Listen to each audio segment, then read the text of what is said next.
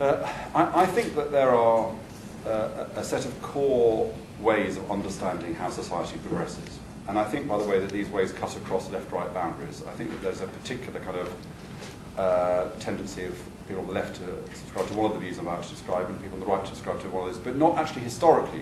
Recently there has been, but not necessarily historically. So what I'm going to argue is that individualism is best understood not as a kind of right-wing project, but as a particular, as one of these four ways of thinking about social progress. And in a way, we've seen a long wave of that being dominant, and my kind of clumsy Hegelianism leads me to believe that what always happens with that kind of period of dominance is it ends up kind of collapsing under its own contradictions to be replaced by some new way of thinking about the world. So this perspective, which is derived from the work of Mary Douglas, argues that there are kind of the four fundamental ways of understanding how social change takes place.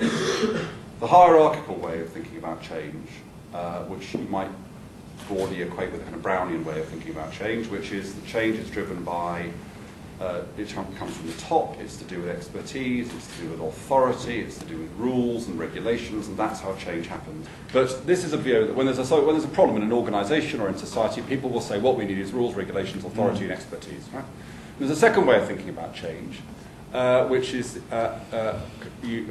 one uses the word egalitarian. By egalitarian, I don't simply mean the kind of what political economists mean by egalitarian, that everyone should be, as it were, equal. But it's a view that sees change as being bottom-up, based upon values, shared identity. The kind of kibbutz would be the kind of classic egalitarian kind of organisation. The third way of viewing things is indeed the individualistic way of viewing things, which sees change best pursued by individuals doing their own thing.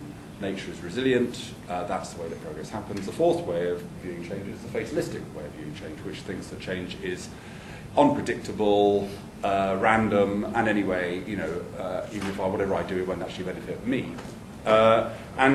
Just to bring this kind of this theory alive, I just want you to imagine environmental. This has been used to describe people's attitudes to the environment, and there's a wonderful way of capturing people's kind of view of the world, which is if you imagine the world as being a line, and then you imagine nature as being, the natural world being a kind of ball on that line. So if you're an individualist, you view nature as being like a cup. That is to say, you can do what you like to nature. It'll always come back and rest. It'll be fine. You know, it's very resilient. Okay? If you're an egalitarian, the cup's reversed. So nature's incredibly fragile. If you do anything, everything's going to fall apart. If you're a hierarchist, you think nature's kind of corrugated, which is you can manage it, and it can be okay, but it's always threatening to leap out, so you need to reassert your control. And if you're a fatalist, it's just a flat line. Nature just rolls around randomly.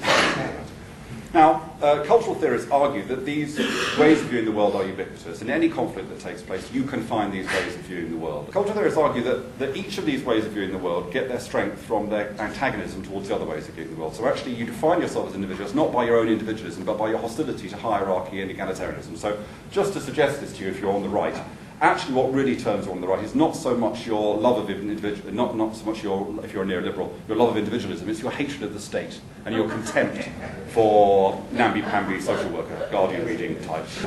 Each group sets off each other group. It gains its strength. And I can't resist this. I actually saw this happening a few weeks ago, and it's absolutely brilliant. I was trying to get into Vauxhall Tube station because there was a hold-up on the trains, and people had formed a queue to get into the ticket office.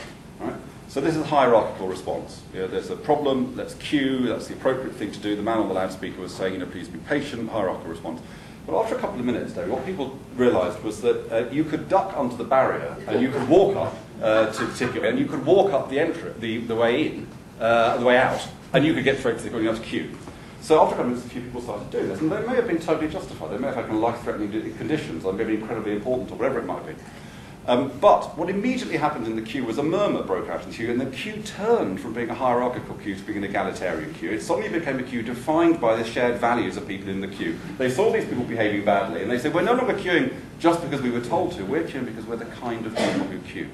To go from one massive generalisation to another massive generalisation, I think at the level of society, you can see that there are certain times when particular ways of thinking about social change become dominant.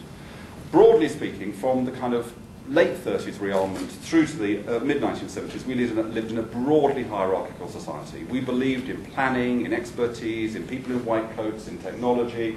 We were kind of, that was kind of, broadly speaking, what the dominant managerial ideas then were all about: big corporations, how you ran big organizations. Then that broke down. It sort of broke down under the kind of contradictions which also always affect hierarchy, which is hierarchy has a tendency to be sclerotic, bureaucratic, and self-serving. So it kind of falls apart. It's assailed by a very powerful kind of set of attacks. Interestingly, hierarchy was attacked by egalitarians from the left in the late 60s, but it wasn't the egalitarians who they shook the fruit, they shook the tree, but because egalitarians can't organise anything, it was neoliberals who caught the fruit. So it was individualism that kind of caught the prize of the failure of hierarchy. We then go into a lot of dominant period. Now, don't forget, I'm talking about generalizations here. This is a theory of plural rationality, so all these things always exist in all places, but I'm talking about the dominant kind of zeitgeist. We then move into a long period of individualism, and that, I think, now has come to an end. It too has collapsed under the weight of its contradictions, and I think, interestingly, we're now emerging into a period of egalitarianism, where what people are talking about all the time is values and identity, and how it is we can kind of reassert the notion of a society based upon things that we believe in, and some sense of what it is that we share. Now, if I had longer, I would tell you that egalitarianism is not always a good thing, even though I tend towards egalitarianism. Egalitarians tend to be quite pessimistic about the world, about progress. They're not terribly creative. They're rather risk-averse. And they can be highly sectional, because if you say what matters to you is values, your attitude to people who don't share your values tends to be much more so. Individualists are much more generous.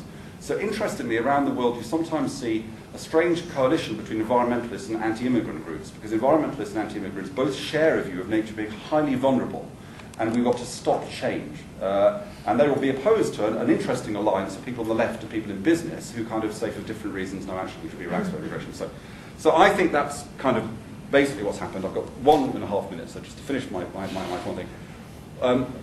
Why is it individualism kind of collapsed under various contradictions? Well, each of the four ways of viewing the world I've described have both a benign and a malign side. And individualism's benign side is that it's creative, it's risk-taking. Its malign side is the tendency towards irresponsibility and selfishness. And in the end, those characteristics of individualism, unmediated individualism, became highly problematic for it and led to some of the consequences that we've seen. I do also think that we saw other arguments coming into play which question the idea that human beings were designed to be individualistic. And I think that part of what went wrong with the politics of the last 30 years is a heuristic. No serious economist genuinely believes that human beings are entirely rational actors in a perfect marketplace with perfect knowledge. This was a heuristic device. And the argument was merely that was a better way than other ways of understanding how markets work. But somehow, in the hands of a kind of variety of not very good think tanks and other people, this got turned into an attempt to describe reality, which is kind of absurd, because people don't actually behave like that at all. And we have behavioural economists and social psychologists, all sorts of other people to demonstrate this, what we kind of intuitively do anyway, which is that it's not an adequate description of human character. Let me just then, I'm going to end with a final very provocative point. I do think that the conversation that's taking place in the right centre is fascinating, because the question about whether or not people on the right centre are, as it were, willing to recognise the limitations of individualism, as intelligent people on the right always have done. And I would argue that the kind of neoliberalism is a heresy from a much deeper conservative tradition. And I think I'm going to make that challenge even sharper in this way. I think now there is overwhelming evidence. I didn't used to care about inequality. I was with Tony Blair on this. I used to say inequality doesn't really matter. It doesn't matter how rich people are, as long as we look after the poor. And I really fully subscribe that. I don't think I was right about that now. I think now that there is pretty overwhelming evidence that in rich countries, high levels of inequality are problematic. They do have genuine consequences for well-being. And that's not simply a statistical quirk. I think it's because people in societies with high levels of inequality suffer from a much higher status anxiety. And I think, therefore, citizenship and all sorts of things are harder in societies with gross inequality. And I think it's an interesting question for a reformed right as to whether or not it's not just saying, well, we oppose poverty, because after all, that wasn't a very difficult thing to say. I mean, even the most hard-line Thatcher would have said they cared about poverty, even if they had to question what poverty meant. The harder question, I think, is would the modern Conservative Party say that actually reducing inequality is a legitimate goal for a Conservative government? I don't see any reason why there shouldn't be, and I think you can have a very powerful political debate about how you reduce inequality, where Labour will tend to be kind of hierarchist in its solutions, and you may have very different kinds of solutions. But I think that's a very interesting question, one that I hope that we'll debate further in RSA. Sorry, I went on too long. No, that's good. Thank you.